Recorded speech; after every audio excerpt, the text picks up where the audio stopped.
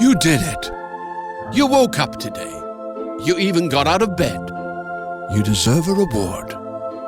We can't all be morning people, but we can all get McDonald's for breakfast. Right now, mix and match a Chicken McGriddles or a McChicken biscuit for just $3. Order ahead on the Mickey D's app. Price and participation may vary. Cannot be combined with combo meal. Single item at regular price. Mobile order and pay at participating McDonald's. Ba-da-ba-ba-ba. Not just interviews, but real conversations. Arrow.net. ARROE.net. Let's do it. Let's play it forward. Real people, real stories. The struggle to play it forward.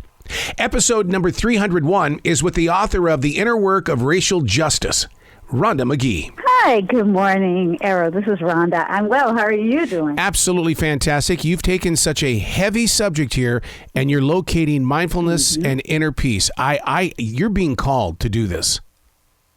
Well, thank you. Thank you so much. I appreciate that. It is not easy, but here we are, right? Making the most of the lives that we have, and I thank you for seeing that. Well, what's really interesting is that you're creating conversation, and isn't that what this is really all supposed to be about? Let's talk about this. Let's sit down and discuss this and do so in a meaningful way.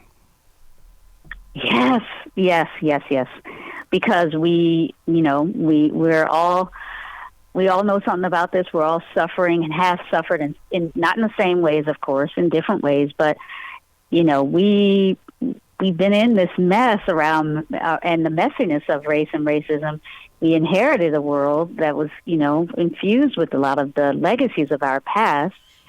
And we need better, more effective ways to connect around it. First with ourselves, like listening to what we know inside and creating space for the healing that we might need to do around all of this. That's an important part of it. But as we do that, and as we create more spaciousness for our own suffering, our own healing, and that, the courage to try to heal around this, we can be better bridges to each other, and we can turn to other people and know that whoever we meet has some story to tell us, some way that we might understand more of the whole, some way to help us grow. Because, again, we often have been miseducated. We have only learned a little bit of the story of what might be relevant for us to know. So, it's about communicating more effectively, certainly, but starting with really communicating and listening to our own stories and healing from there. Well, does that mean the awareness of knowing what your bias is and understanding that you may have, well, we all have bias, but the thing is that understanding what it is and how it can damage another person? Yeah, that's such an important part of it, Arrow, for sure. Just understanding our own biases, knowing what they are, knowing how they can harm others if we're not careful, and, deepening our commitment to try and disrupt them. That's right. Really important part. Yeah, but it's also this, knowing, because, what are those biases? They're habits, patterns, conditionings we have about who matters, who doesn't, what voices we listen to, what types of people we expect to see in this place or the other. And again, a lot of that is just subtle things we were trained in as, young people growing up in a particular place, particular families, neighborhoods, and so on. And so we all have done some of that, got some of that. One of the things that I've taken note of over the past, let's say 1 year or even 2 years, is the fact instead of working with people who may have a bias, they're not working with them to teach them, to help correct them. They're just getting rid of them. It's almost like ghosting somebody, and it's like that can't be an answer. That can't be an answer, can it? Really? I guess. Look, I think part of what we're dealing with is, maybe the predictable slight overreaction to feeling frustrated. Right. That, that we've done such a kind of a bad job, really, if we can acknowledge it, in our institutions, in our schools, our universities. I went to a great university, but let me just say, there was literally no one in my department of sociology who was prepared to really help us explore effectively race and racism. We barely even had any African-American faculty in a sociology department at a major university, you know, in the 80s and 90s, right? So, and I will just say at my university, right where I am at my law school, I am the only Black tenured faculty. So, you know, in terms of just having voices represented in places where you might expect us to be doing the work to prepare people to teach folks, we just don't have good distribution of, you know, backgrounds and heritages still. We don't have good, just, you might just call it facial diversity, just open the door, or who's here, who isn't. We're still fighting the legacies of our past that have, you know, made it easier for certain people, or at least created a pathway or some structures of opportunity for some people, and really systematically made it harder for others. That's just part of what we're up against. So when we try to have these conversations, we look around, it's like, we don't even have the people in the room to have the conversations. And and if we do get folks in the room, we really quickly realize we don't have the same basis of information, and we have a lot of emotional difficulty. So we need emotional intelligence to just be able to navigate, oh, I'm feeling insecure about what to say here, or I'm feeling afraid to make a mistake here. I'm feeling afraid of being, you know, this new cancel culture idea. I don't want to be canceled. Who does? So we do need to bring the temperature down for sure, and really reintroduce or introduce for the first time for the 21st century a kind of culture of humility around we're all learning, and we have all kind of suffered in certain ways, not the same ways at all, but we need to kind of have this kind of compassionate holding space to be able to learn, to be able to build trust in ourselves and each other, and to be able to get through this. And so that's what my project is about, helping create the space for learning and growing together. The name of the book is The Inner Work of Racial Justice. One thing that you bring in here that is so insightful, color insight. Share with listeners what color insight is, because they're going to sit there and say, what? Right. Thank you so much. So color insight is a term I've used to identify, you know, a way of imagining an approach that is an alternative to color blindness, right, which we were trained to do in the post-civil rights era in the United States and other parts of the world, you know, as a response to that awful history. Well, we repair that, we get beyond it by just not even noticing race, right? And that color blindness as the ideal, which, again, we understand where it comes from. Even, you know, Martin Luther King and others sometimes are cited as the inspiration for this idea.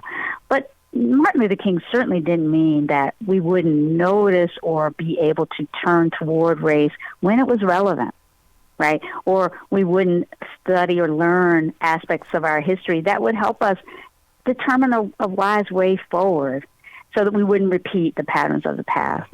In other words, you know, in that effort to kind of really, you know, as we do in the United States quite often, turn a page really quickly and sort of, you know, enact something that performs change before we're really ready for it, before we've done the work of change. We kind of moved into color blindness, and then, of course, that made it harder for us to acknowledge, well, race is still a factor. You know, race is the legacies of that long, multi-hundred-year history of systemic oppression. They're still with us. So color insight is about having the courage to turn toward rather than away from issues of race that we want to understand better. And then having the ability, it's about having practices that support working together across these lines of real and perceived difference. So I can learn from you and your experiences, yes, and you can learn from mine, and thereby really recreate, maybe create for the first time, a more effective multicultural, multiracial democracy, because that's really what this is all about. You know, how do we make good on the promises of this beautiful system in this, you know, we feel like it's a time of, you know, distress in many ways, but really every day is a day for us to begin again and to make the most of these systems that we have that depend for their thriving on finding ways to let everybody's voices be heard and to, you know, have a way of resolving our conflicts short of violence. We can do this, but we need support. Absolutely. And support is coming together as a community. And one of the ways that I've helped change the way people think is people are going self-improvement. And I go, no, remove the self out of self-improvement and replace it with us improvement. It has to be about us. Absolutely. The we, right? Absolutely. Building that in. And And both, and right? Because yes, the self matters. We have agency. We have power, right? No matter where we are. And so part of this is about the right use of our power and feeling empowered. But also, if we're not embedding, as you say, that consciousness of the we, of, that we're in it together. We're not doing anything really alone. We feel alone sometimes, and certainly during this pandemic, many of us have felt more isolated than we'd like. But for me, mindfulness is a constant waking up to the reality that with every breath, right, in every moment of our lives, we're always interconnected in a world. We're embedded in a world. So as we breathe in and breathe out, right, we're being nourished by an environment we didn't create. We're contributing, right, in that exchange of oxygen and carbon dioxide. We are a part of the world, and we are shaped by the world, and we're formed by it, and we need each other to really help us all together thrive in this moment, perhaps in ways we never did before. We're learning that as we look at how the coronavirus has helped us see our radical interconnectedness, and really, if we're courageous about it, understand that we're going to get through this, but we're going to need to, develop ways of trusting and supporting each other if we're really going to, deal with the fears that come up, right, during a time like this, and the difficulty that we struggle with during this time. You're a mindfulness teacher. I study Nidra. What are your studies? Are you transcendental? Not transcendental. Really just, what might be called embodied insight mindfulness. So just the practices that support being present to what is. You don't have to have any special mantra. You don't have to have any special faith or belief in anything. It's just noticing that as a human being, we have the capacity to place our attention with intention where we'd like. And in this period where we're constantly being distracted, and there's an economy around our attention, right, where people are trying to seduce us into thinking about this way, focusing on that and getting upset about this, being able to bring your wandering mind back and choose how to relate to what is arising is really that core mindfulness practice. And when you practice that kind of ability to calm yourself, create a calm within the storm, if you do that on a regular basis, you have access to a kind of resilience, Absolutely. a kind of flexible way to move through the world of change. Mm-hmm. And we all need that right now. Don't you think, Rhonda, that is something that we need to be teaching even in the elementary schools, is mindfulness, being able to, to really be together with energy and how it moves through each and every one of us? Mm-hmm.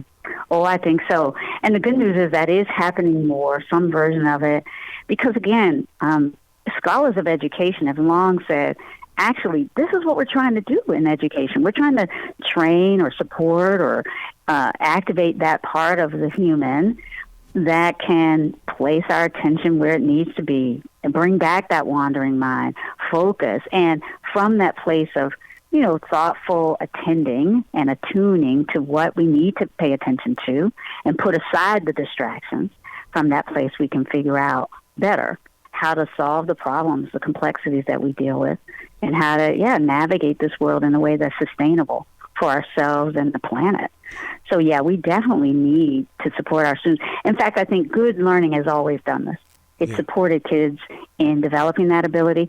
But in the time that we're in with, again, as I mentioned, the distractions around us, ever present, and the challenges that we're facing, even our children, really need extra support. We all need extra support right now. We all need to recognize that, we've got traumas that are impacting our kids. They're impacting all of us. And, the temptation to just go into our polarized stances and aggressive stances, that's ever present. Well, how do we want to choose to meet these realities? Do we want to go into polarization and aggression, or do we want to find a way that can bring us together and bring us into our highest and best? That's what my work has been about. How important is it to you in the way that you teach and share the stories and stuff like that, for your students to become also daily writers so they can understand their own personal emotions and growth and to see that, that look, this is the way that and basically ask themselves questions. I mean, that's one of my favorite things to do is to sit down and ask myself questions. it's really important. And, my book, some folks, readers have said to me, your book is a workbook. Because at the end of each chapter, there are questions, there are these reflections, right? And I suggest that people keep a journal, right? It is, I think, a lot of research has shown writing is a really effective way to help us process difficult things, heal from things that have wounded us, and help us know what we know and, be wiser and more courageous as a result. So, yeah, writing to me is kind of a secret sauce. It's one of my mindfulness practices for sure. And so I thank you so much for giving me the chance to connect here and to share some of these reflections with you about that. Well, you've got to come back to this show anytime in the future, Rhonda. The door is always going to be open. And thank you to the universe for sharing you with us, because we need leaders like you to help us understand. Mm-hmm.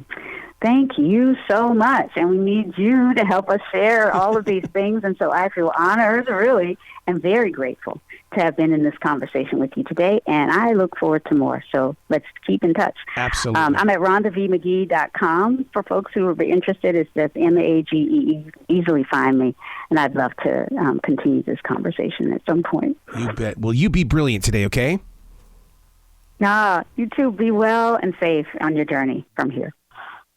When you get Xfinity Internet, Flex is included free. And finding what to watch on TV is now as easy as popcorn. Show me my favorites. Yes! Live soccer. This is how easy it is to find my favorite content, all in one place. And for Xfinity Internet customers, it all starts at free with Xfinity Flex. This is a way better way to watch. Learn how to get a great offer on Xfinity Internet. Plus, add a free Flex 4K streaming box. Go to Xfinity.com, call 1-800-XFINITY, or visit a store today. Restrictions apply.